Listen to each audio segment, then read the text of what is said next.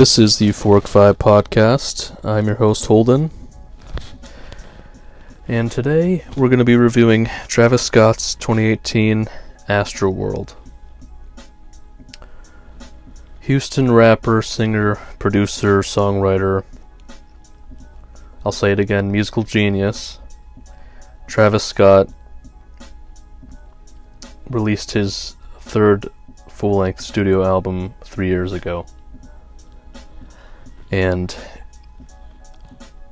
it was the most hyped album of that year, for good reason. Granted, I'm not the hugest fan of Birds in the Trap Sing McKnight, his 2016 LP.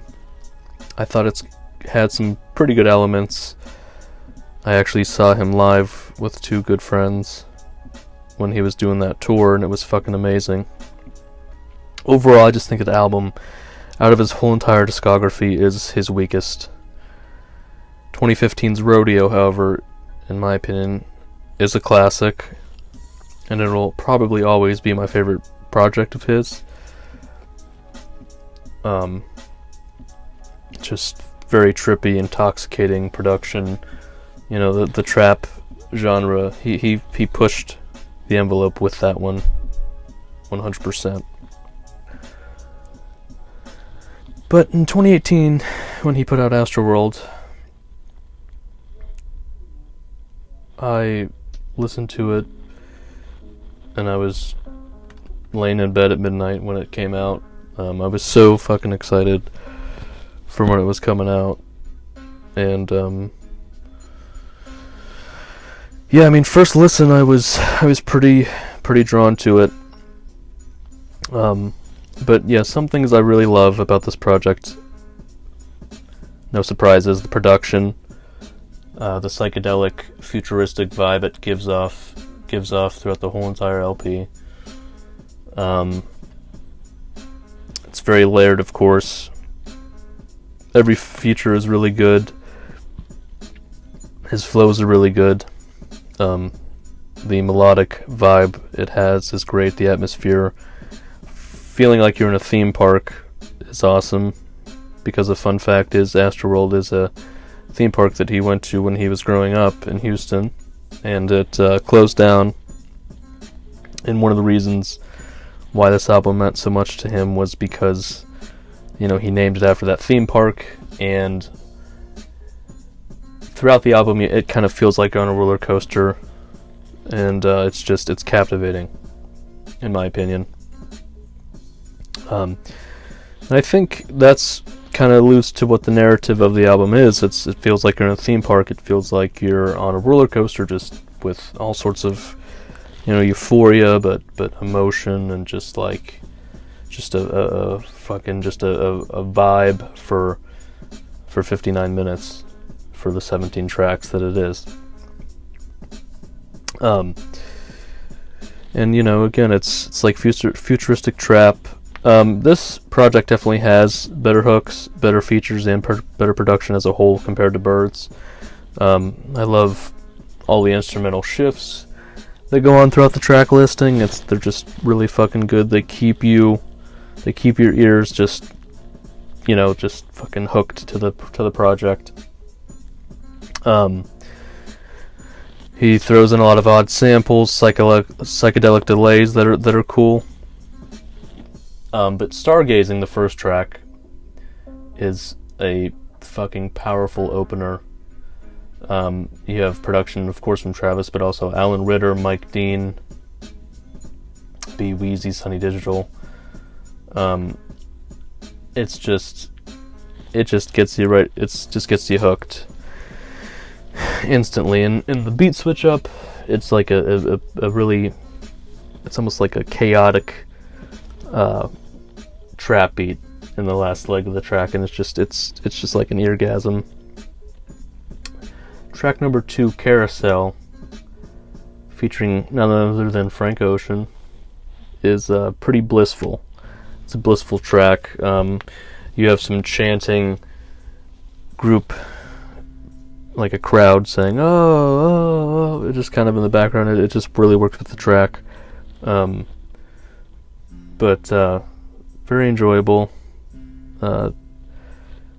Do like that track a lot. And in a way, like, Travis kind of writes, the way he writes psychedelic hip-hop is, his perspective is like a meticulously sober place, if that makes sense, but very interesting. And then we get track 3, Sicko Mode, that is an instant hit.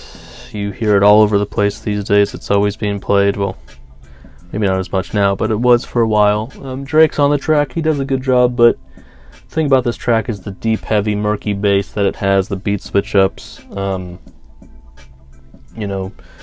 Travis just kind of going off. Sway Lee has a little contribution. Drake kind of has a corny line about taking a Xanax for 13 hours till he lands off of a plane, which, I mean, it's fine, but not my favorite Drake performance, but he brings an okay vibe to the track. Track 4, rest in peace, Screw. It's a tribute to the legendary DJ Screw that was in the Houston scene. Really involved Chopped and Screwed. That whole vibe in the Houston scene, southern music and stuff. It's more of a low key track. You have a little contribution once again from Sway Lee, which I think his voice sounds amazing over this track. But I think it's a more low-key song. It's a good one. But track number 5 is easily, arguably my favorite on the whole project. Stop Trying to Be God.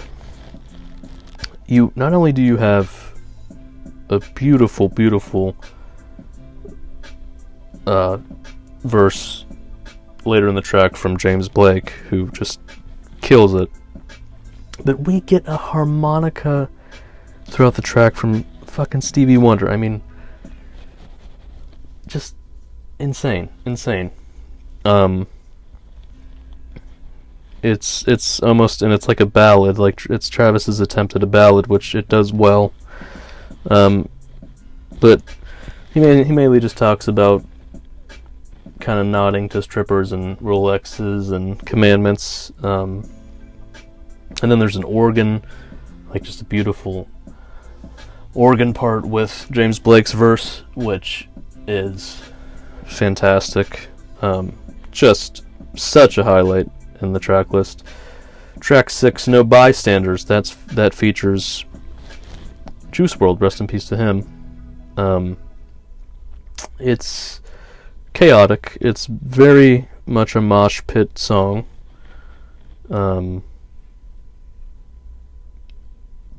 And that's a good thing. That's absolutely a good thing.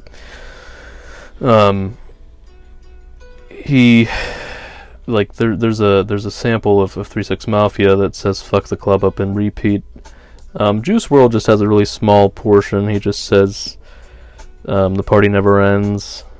Hotel with his sins. He's involved pretty minimally. He does a good job. Travis talks about spending 10 hours on the flight. Tells the pilot there's no flight plans. It's just kind of a funny line. But if you look it up, it does say Sheck West does the "fuck the club up" chorus, but it is a sample from 3 6 Mafia, which I believe actually they filed a lawsuit. I think in 2019 to Travis. I can't remember for how much, but yeah, I guess he must not have got that sample cleared. Track 7, Skeletons, is more low-key, kind of melodic. Tame Impala handles the production, does a really good job. The Weeknd is involved on the track. It's fine. Travis kind of drowns in his emotions a little bit. Just talking about being in the ocean, bad memories like waves, just, a few, kind of a more dark vibe. like with his lyrics. But track 8, titled Wake Up, features The Weeknd. It's probably their best effort that the two of them have ever done. It's kind of a haunting, chilling beat, trippy synthesizers, talking about they want the girl spread out on the sheets, pussy so good, pussy so sweet. It's some rudimentary lines, but it gets its point across. We head into track 9 with 5% Tint. Goody Mob sample with the Who's That Creeping Through My Window at the beginning. Very rumbling bass, melodic. It's got a heavenly outro. Definitely one of my favorite tracks. NC-17, track 10, features a hilarious verse from none other than the one and only 21 Savage.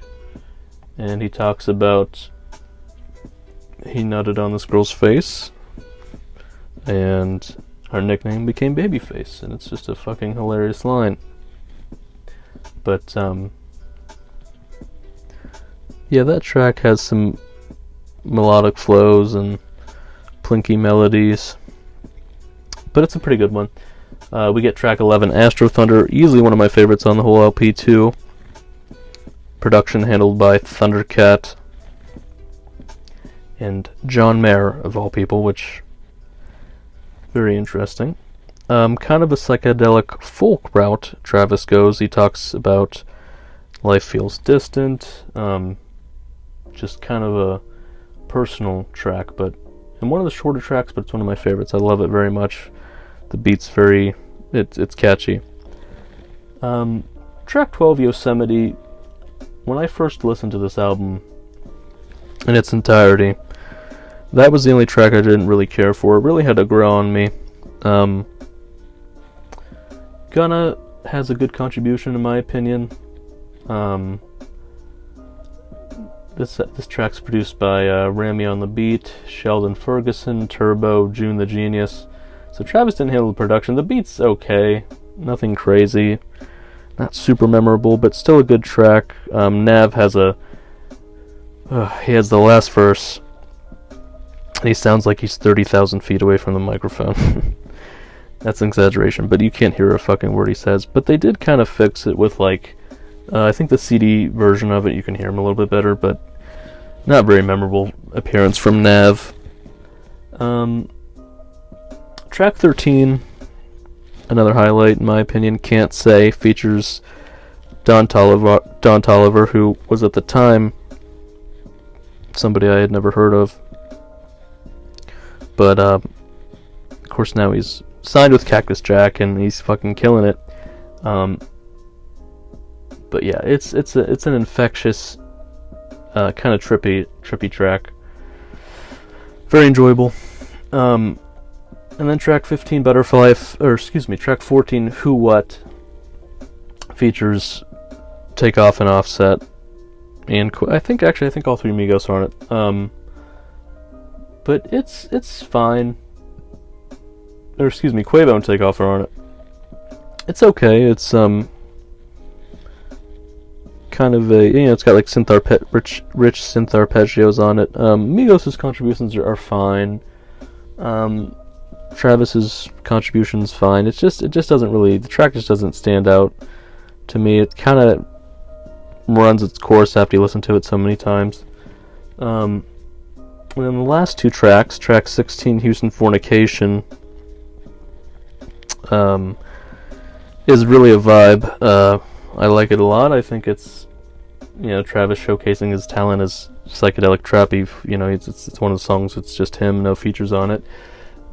Just talking about needing a vacation. Talk about his space coupe, his car back out of the space station. Just riding around town, doing that on the daily. Just normal shit, but like in a cool way.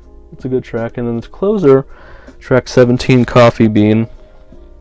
Travis tries to get a little bit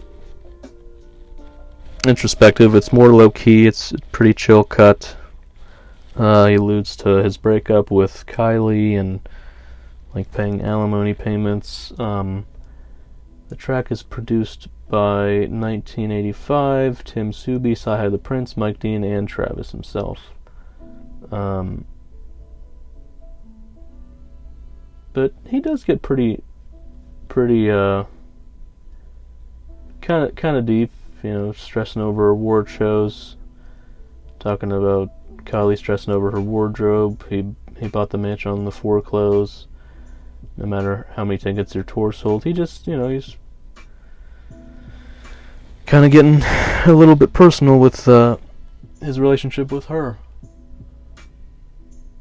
But, yeah, I think my favorite tracks would definitely be Stargazing, Carousel, Sicko Mode, Stop Trying to Be God, 5% Tint, NC-17, Astro Thunder, Can't Say, Houston Fornication, and the closer Coffee Bean. I was fortunate to see Travis do Astroworld at PPG Paints in 2018, and it was a fucking vibe. Great show. So I've seen him twice in concert. I'm really anticipating Utopia, which is the forthcoming project from him that's supposed to come out hopefully in a few weeks. We're in mid-July, and it's pretty. Travis is notorious for dropping his projects August, September, so we can probably say Travis season is almost here. But overall, this album is good. Rodeo is my favorite Travis Scott project. But this was definitely a return to form in a better way, going from Birds to this album easily. But I would give this an 8 out of 10. Some really good highlights on this album. It's held up well the past 3 years. It's still a vibe to today. So definitely check it out. And as always, thank you for listening to the Euphoric Vibe Podcast. I'm going to keep up with some more reviews here. I'm thinking I'm going to do Vince Staples pretty soon, his new project. So yeah, just be on the lookout for that, and thank you so much for listening. Have a great day.